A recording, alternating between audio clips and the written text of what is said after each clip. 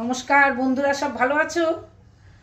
আমি আমার YouTube channel বং chef Jhuma থেকে মৌসুমি বলছি। আজকে আমি তোমাদের একটা নতুন রান্না দেখাবো। আজকে আমি রান্না করছি থোড়।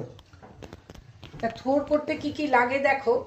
তার আগে তোমাকে বলি, থোড় কিন্তু ভীষণ উপকারী। থোড়ে আয়রনে ভর্তি। আর সঞ্জীব চট্টোপাধ্যায়ের ভাষায় বলি, থোড় দেখতে সাদা হলেও এটা একটা লোহার ডান্ডা।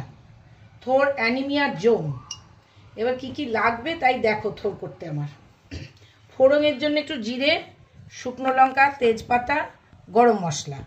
হ্যাঁ, আচ্ছা। তাতে আমি থোড়টাকে ছোট ছোট করে কুচি করে কেটে সেদ্ধ করে নিয়েছি, একটু নুন হলুদ দিয়ে চিপে জলটা বার করে দিয়েছি। আর একটু আলু ডুমো ডুমো করে কেটে রেখেছি।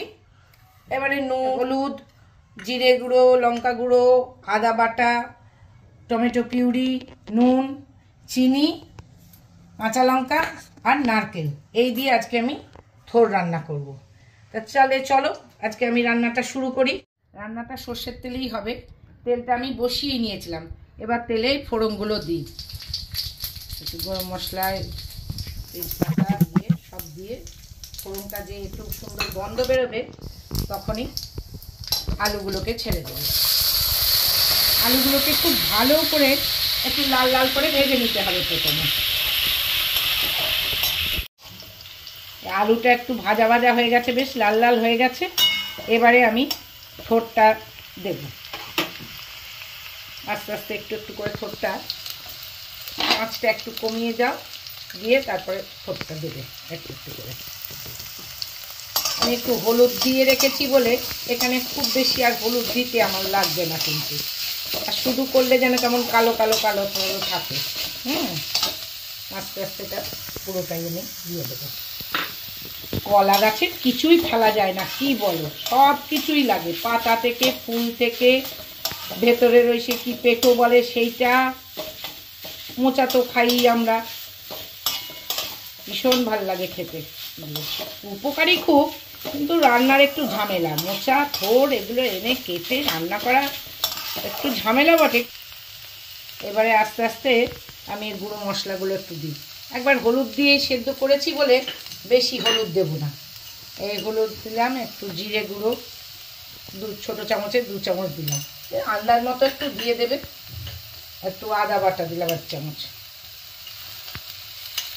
একটু আদা বাটা দিলাম। এবার একটু নেড়ে নিই, তারপরে দেবো আবার বাকিগুলো।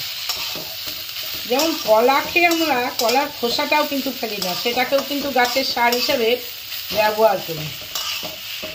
কলা গাছের আপাত মস্তক সবই লাগে। থোড়টা একটু মিষ্টি মিষ্টি হয়। হ্যাঁ, আমি একটু চিনি দিই। একটু চিনি দিলে থোড়টা একটু মিষ্টি মিষ্টি খেতে ভালোও লাগবে। একটু টমেটো পিউরি দেবো, 2 চামচ টমেটো পিউরি দিলাম। একটু নুন দিই, আন্দাজ মতন একটু নুন দেবে। খুব ভালো করে কষিয়ে নেবে রান্নাটা। নারকেলও দিয়ে দিচ্ছি। হ্যাঁ, এর সাথে একটু নারকেল দিচ্ছি, একটু কাঁচা লঙ্কাও দিই। দিয়ে খুব ভালো করে নেড়ে আমি কিন্তু এটাতে একটু গরম জল দেবো। হ্যাঁ, এটাতে, কারণ থোড়টা সেদ্ধ হয়ে গেছে, আলুটো সেদ্ধ হওয়ার জন্য যেটুকু। তারপরে একটু ঢাকা দিয়ে তারপরে তোমাদের কাছে আবার ফিরে আসবো। আমি একটু গরম জল দিব। আমি ঢাকা দিচ্ছি, তারপরে ফিরে আসবো তোমাদের কাছে। এই দেখো হয়ে এসছে। আলুগুলো টিপলে বোঝাই যাবে যে এবারে হয়ে গেছে আলুটা সেদ্ধ। রান্না আমার কমপ্লিট। আচ্ছা, এবারে নামাবার আগে আমি একটু ঘি দিয়ে দিই।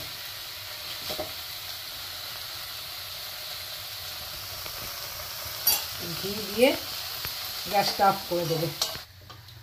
এই আমার ঘরের ধনেপাতা, আমার টবের ধনেপাতা।